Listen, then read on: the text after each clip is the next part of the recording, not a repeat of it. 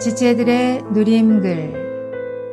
아내의 어깨 옆쪽으로 옷자란 근육 덩어리. 며칠 전에 아내가 어깨 옆쪽으로 한번 만져보라고 해서 만져보았습니다. 헌데 뭔가 툭 튀어나온 근육 덩어리가 잡히는 것이었습니다. 아내는 이거 어떻게 해야 하지? 수술해야 하는 것 아니야? 라고 하며 특유의 헛헛 소리를 내며 웃는 것이었습니다. 만지는 나도 속으로 윽 하고 놀랬습니다. 하지만 반 농담으로 마누라님 어깨가 신랑보다 더 근육질이라며 같이 웃고 말았습니다. 뭐 울 수도 없으니까 차라리 웃는 게 나을 겁니다. 영광의 근육이니까요. 그 뒤로 나는 가끔 아내의 어깨 옆쪽으로 옷자란 근육 덩어리를 만지며 헛헛 웃곤 하는데 아내도 좀 쑥스러워하면서도 같이 맞받아 주곤 합니다. 사실 몇 달 전에도 아내는 팔뚝 부분 근육에 이상이 생겨 근육 주사를 맞으러 다녔습니다. 침을 여러 차례 맞고도 효과가 없었는데 근육 주사를 맞고 괜찮아졌습니다. 한번 주사에 비용도 제법 되는데 주사가 매우 아팠는가 봅니다.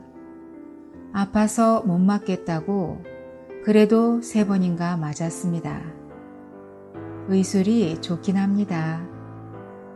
그 뒤로 몇 달이 지난 저녁에 팔뚝 주사 얘기를 물었더니 그랬던가 합니다. 원 사람이 무던하기는.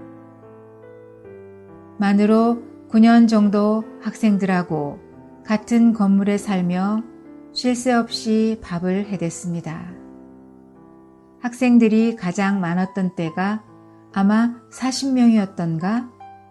매일 홀로 아침 식사를 준비했습니다. 외지 나와서 학교 다니는 학생들 마음을 안정되게 하려면 집밥 먹이는 게 제일이다 라며 시작했던 일이었습니다. 나야 기껏 음식 날라다 주는 정도밖에 없었으니 그저 미안하고 감사할 따름입니다.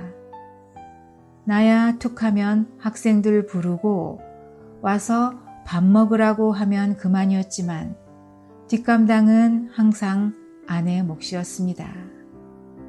어떤 때는 분명 아내도 힘들어할 때가 있었습니다. 학생들 부르려면 미리 얘기나 해주면 좋겠다고 했지만 오가다 눈에 보이면 불러야 할 때가 많아 어쩔 수 없었습니다.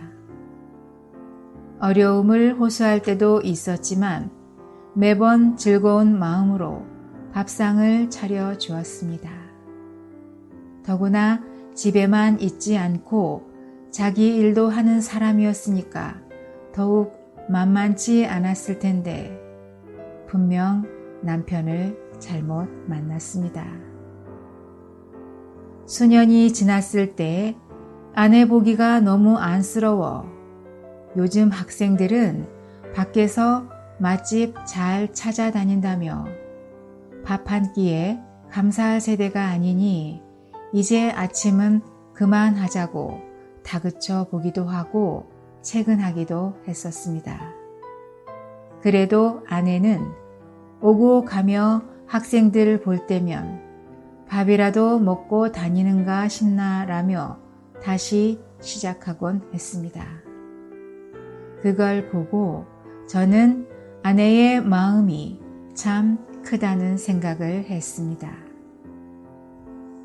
저도 학생 때 객지에서 어머니 같은 분들이 해주시는 집밥 때문에 교회 생활 안으로 사로잡혔습니다. 그때를 생각하면 지금 저희에게 이런 기회가 있었다는 것이 얼마나 감사한지 모릅니다. 몇 년을 지낸 학생들이 감사 편지 남기고 갈 때면 모든 노고가 내려집니다. 다시 얼마 뒤에 여전히 옛 기억을 떠올리며 과일 봉지 들고 다시 찾아오는 학생들을 대할 때면 가슴이 또 한 번 뭉클해집니다. 이제 저희 가정도 학생들과 함께 지내는 이 여정을 마칩니다.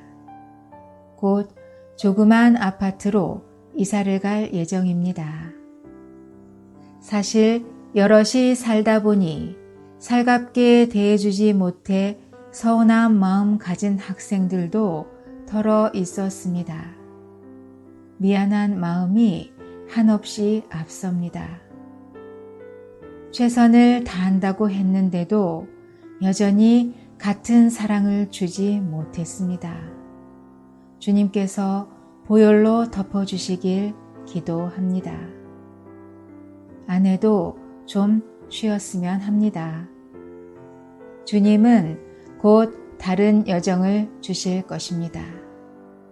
설레는 마음으로 기대하고 준비하고 있습니다. 그때에도 여전히 교회를 섬기며 수고하는 중에 발견되길 원합니다. 주님께서 어떤 여정을 예비하셔도 저는 동반자가 있어 좋습니다. 제 일생에 제일 잘한 일 중에 첫 번째는 주님을 만난 것이고, 두 번째 잘한 것은 교회를 알게 된 것이고, 세 번째는 반자씨, 동반자인 아내를 만난 것이기 때문입니다.